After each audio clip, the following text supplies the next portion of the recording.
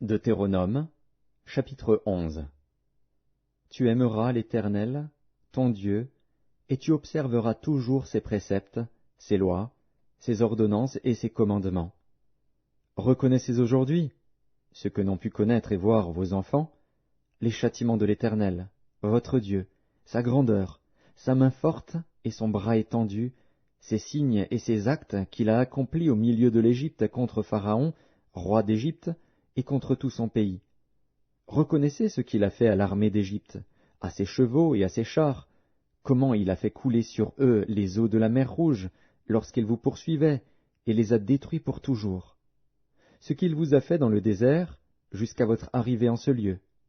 Ce qu'il a fait à Dathan et à Abiram, fils d'Éliab, fils de Ruben, comment la terre ouvrit sa bouche et les engloutit, avec leurs maisons et leurs tentes et tout ce qui était à leur suite, au milieu de tout Israël.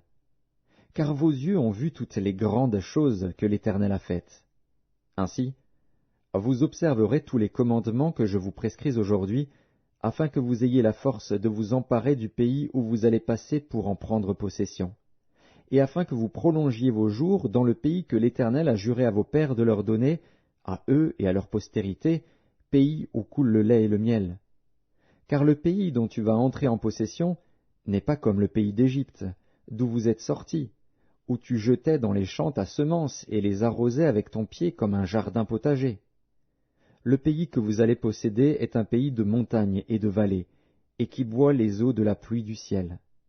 C'est un pays dont l'Éternel, ton Dieu, prend soin, et sur lequel l'Éternel, ton Dieu, a continuellement les yeux, du commencement à la fin de l'année.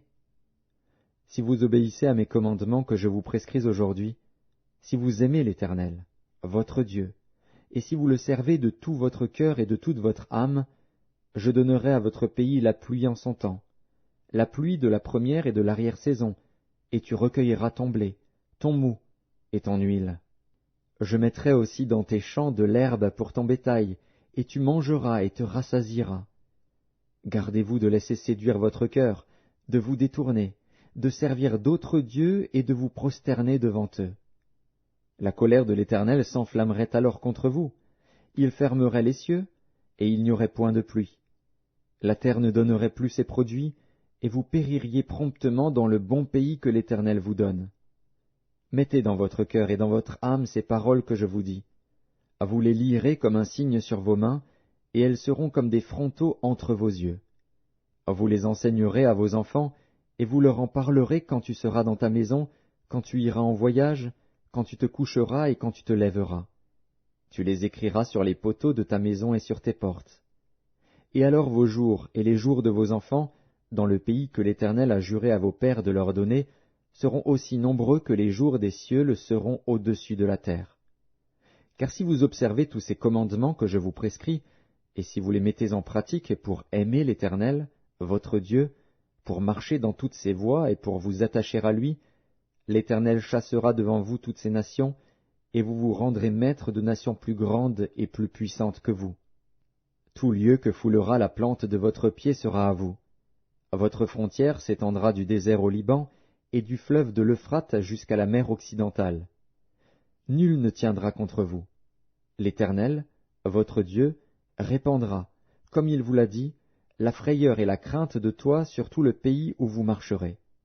Vois, je mets aujourd'hui devant vous la bénédiction et la malédiction. La bénédiction, si vous obéissez au commandement de l'Éternel, votre Dieu, que je vous prescris en ce jour. La malédiction, si vous n'obéissez pas au commandement de l'Éternel, votre Dieu, et si vous vous détournez de la voie que je vous prescris en ce jour, pour aller après d'autres dieux que vous ne connaissez point. Et lorsque l'Éternel, ton Dieu, t'aura fait entrer dans le pays dont tu vas prendre possession, tu prononceras la bénédiction sur la montagne de Garizim, et la malédiction sur la montagne d'Ébal. Ces montagnes ne sont-elles pas de l'autre côté du Jourdain, derrière le chemin de l'Occident, au pays des Cananéens qui habitent dans la plaine vis-à-vis de Gilgal, près des chênes de Morée?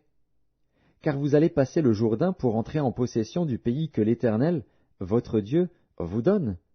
Vous le posséderez, et vous y habiterez.